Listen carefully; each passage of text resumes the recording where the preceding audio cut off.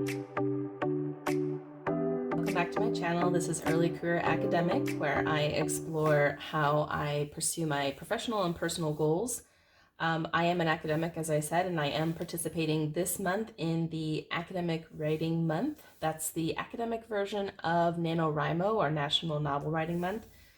I'm using it to make some progress on some papers that I have had just sort of sitting on my desk, on my computer for a little while, and I want to move them forward, right?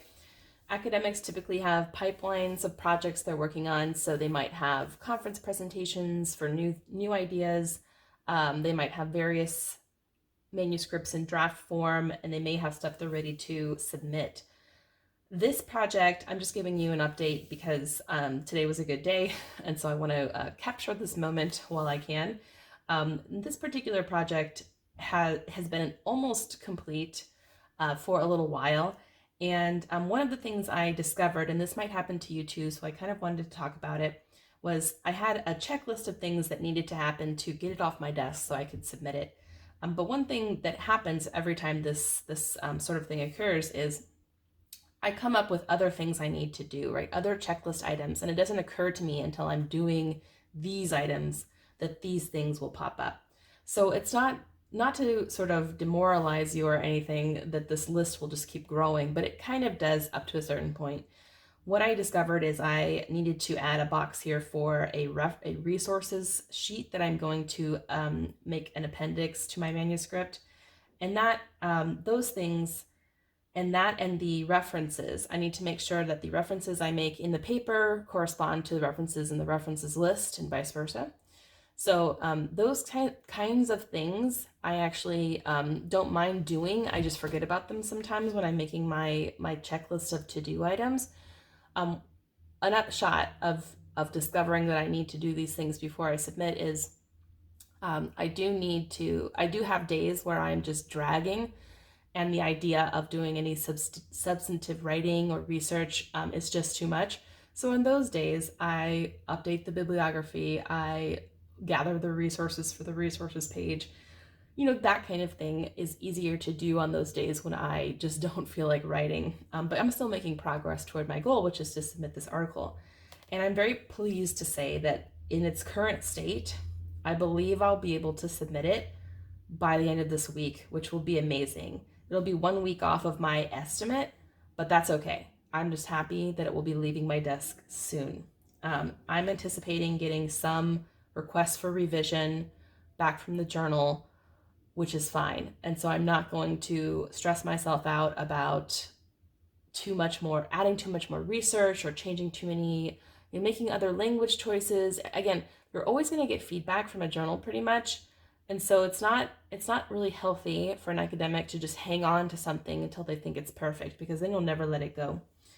The other thing I wanted to mention is that as part of your process, if you're doing manuscripts in academia, you do want to think about the journal's specific submission guidelines. So I mentioned in the previous video that I was working on the edits that my peers gave me, that my writing group gave me, and I was happy to check them all off.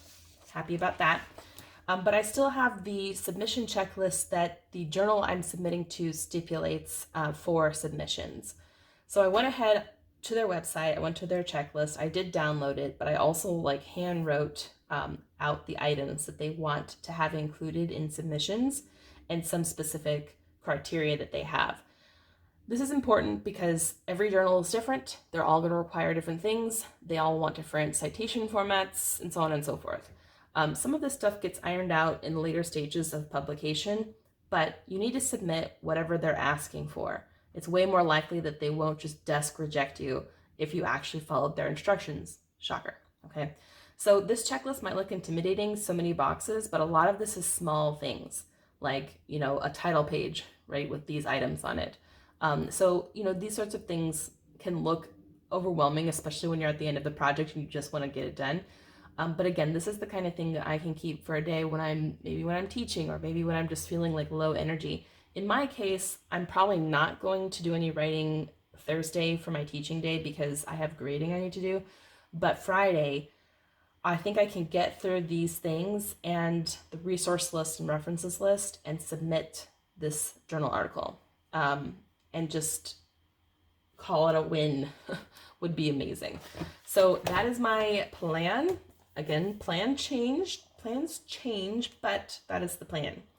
Also, I wanted to just show you kind of how I'm keeping track of my academic writing. And I mentioned this in the previous video, but I just showed you kind of past efforts. What I do every time I do get academic writing done in my schedule is I put a little laptop character sticker. And it's silly, I know, but it's just a little reward to myself and a visual representation of when I actually get academic writing done in the day or in the week. So I've been kind of using that. And these are, by the way, from A Paper and Clouds, amazing stickers, but just super adorable for the purposes of marking off my academic writing times. So I have that little ritual. Since I just completed my work for today, I wanted to show you guys that I put my little sticker on the day so you can see. I do have a department meeting I need to get to soon, so I just wanted to do this quick video before that starts and check in with you guys to see how your academic writing month is going, or your NaNoWriMo if you're participating.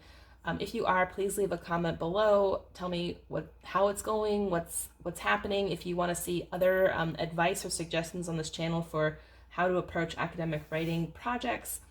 And check back here. I will have a plan with me on Friday, like I always do, as well as an additional AcWriMo update dropping Monday next week.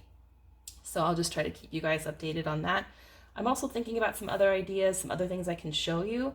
So again, just leave some comments if you have ideas or questions about things that you want to see me explore on this channel. Otherwise, just stay tuned for some fun updates, and good luck with your writing projects. Hope things are going well for you this month. Have a good one.